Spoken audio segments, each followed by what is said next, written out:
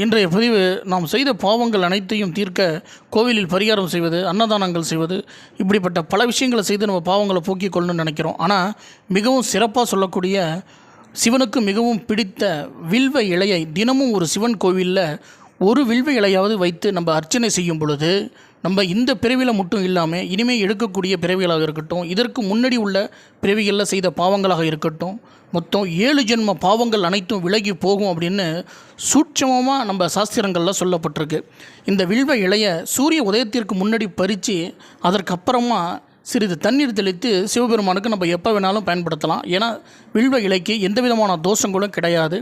சிவனுக்கு உரித்தான இந்த வில்வ இலையை பறித்து சிவனுக்கு படைப்பதனால நம்ம எளிய பரிகாரத்தை செஞ்சு நமக்கு ஏற்படக்கூடிய பாவங்களை போக்கிக் கொள்ளலாம். இதை பார்த்து பயன்பெறுங்க. இது போன்ற ஆன்மீக வீடியோக்கள் அனைத்தையும் பார்ப்பதற்கு நம்முடைய Om temple world YouTube channel like பண்ணுங்கள், ஷேர் பண்ணுங்கள், சப்ஸ்கிரைப்